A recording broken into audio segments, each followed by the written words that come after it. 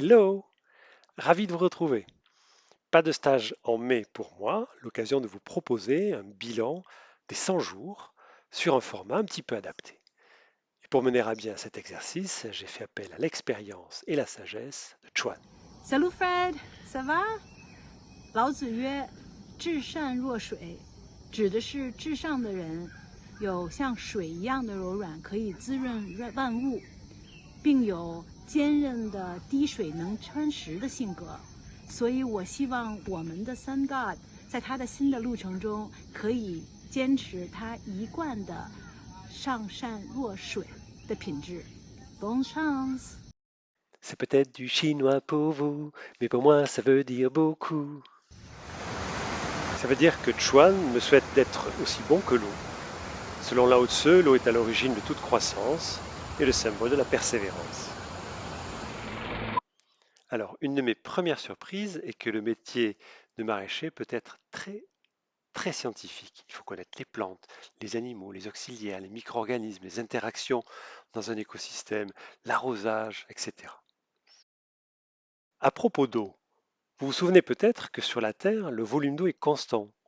Donc s'il y a moins d'eau dans l'atmosphère, dans les nappes phréatiques, les glaciers, Les lacs, les rivières, c'est le décor du Connemara. bref, s'il y a moins d'eau dans l'atmosphère et sur la Terre, il y en aura plus dans les océans. Scientifique et très technique. Essayez donc de modéliser la culture d'une vingtaine de variétés ou plus simultanément, réparties sur votre surface en plusieurs planches de culture, non seulement sur une année, mais sur plusieurs années pour assurer une rotation. Bon courage.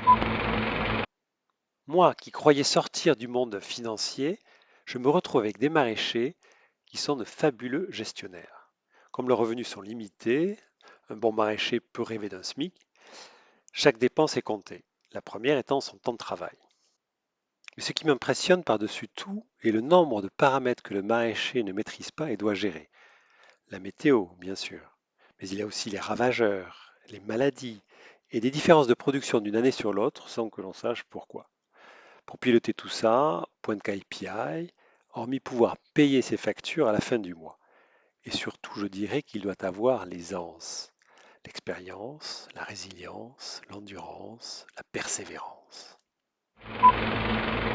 Le maraîchage, c'est physique. Non pas le cardio d'un marathonien ou la force d'un haltérophile, mais toute la journée, au vent, à la pluie, au chaud, au froid, dans toutes les positions, debout à genoux, assis courbé. Le soir, je suis cassé, et pas casseur. Bon, tout ça, pas vraiment fait pour un quinquas. Mais j'ai persévéré, comme l'eau, et trouvé mon chemin.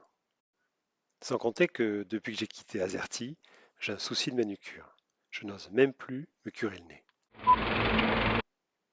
Un autre point positif à ce bilan des 100 jours, un grand plaisir d'être toute la journée à l'extérieur. Et j'ai eu de la chance de trouver des stages dans des havres de paix, de nature, où les oiseaux chantent, loin des routes et des cathédrales d'acier à 3 pales non recyclables. Et j'avoue que sans être le fils de soleil, j'ai été gâté question de temps. Finalement, mon plus grand étonnement est que ma démarche de reconversion est un acte politique. C'est dingue. Je dirais même que Nous sommes en guerre.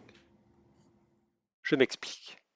Si l'autorité sanitaire, à l'instar de l'Agence du médicament dans l'industrie pharmaceutique, a prouvé toute notre alimentation avant qu'elle soit sur le marché pour s'assurer qu'elle est saine pour nous et sa production sans effet toxique sur la Terre, je pense que nous pourrions fermer tous les supermarchés, les cantines et quasiment tous les restaurants. Et pourtant, j'ai la conviction qu'une agriculture raisonnée pour tous est possible. Malheureusement, pas celle de la Fédération nationale pour la suppression de l'écologie en agriculture. Sans soulever la terre, mais dans l'engagement de rechercher des aliments sains et produits proprement, je me déclare officiellement résistant. En référence au restaurant Les Résistants dans le 11e arrondissement, dont j'apprécie beaucoup la cuisine et l'esprit. Et je vous suggère aussi d'écouter leur podcast intitulé 3 fois par jour. je termine avec deux visions différentes. L'une qui s'étonne du monde qui change, malgré les évidences. Qui aurait pu prédire? Fallait-il encore avoir la ref? L'autre, visionnaire.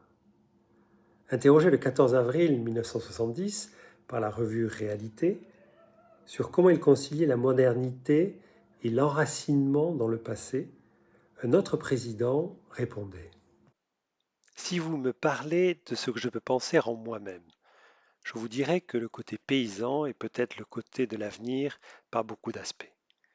Je suis de ceux qui pensent que dans 50 ans, donc aujourd'hui, la fortune consistera à pouvoir s'offrir la vie du paysan aisé du début du XXe siècle, à bien des égards, c'est-à-dire de l'espace autour de soi, de l'air pur, des œufs frais, des poules élevées avec du grain, etc.